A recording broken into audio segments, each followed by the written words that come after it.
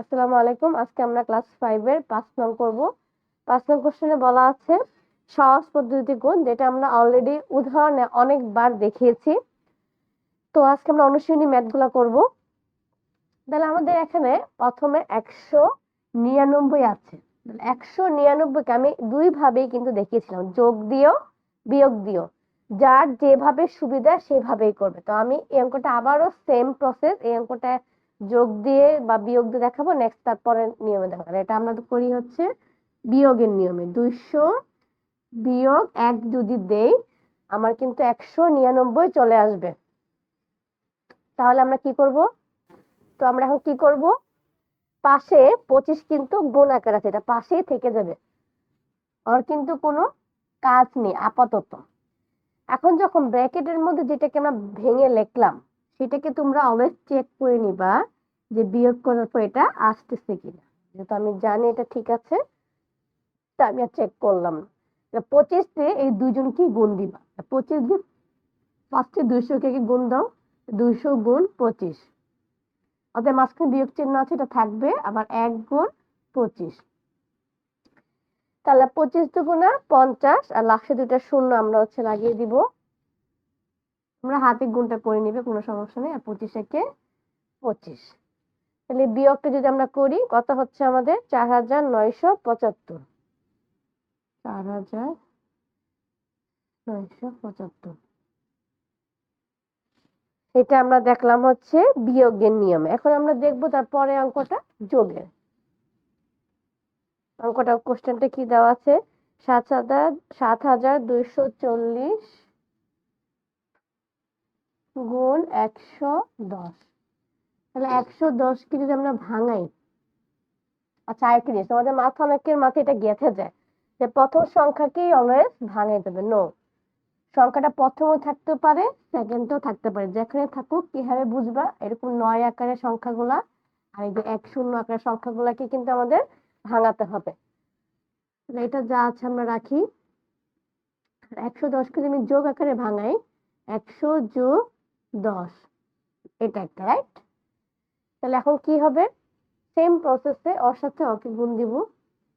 7240 গুণ 100, মাঝখানে ওদের যোগ চিহ্ন দাও, যোগ। তারপর আবার 7240 গুণ 10। এখন যখন 100 100 তারপর 1000 এরকম এক জাতীয় সংখ্যাতে শূন্য থাকবে, তখন দেখো টেকনিক, গুণটা তোমাদের কষ্ট করে করা লাগবে না, মুখে মুখে বসিয়ে দিবে। এটা যা আছে গে বসাও।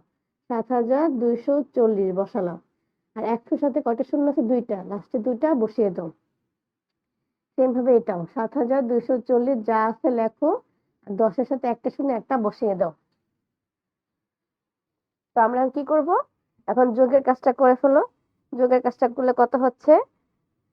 7 9, আচ্ছা আমরা যে মুখে মুখে করি, 0 0 0 0 4 0 4 4 2 6 7 2 9, লাস্টে 7 একা থাকে, তো যা আছে তাই বসবে।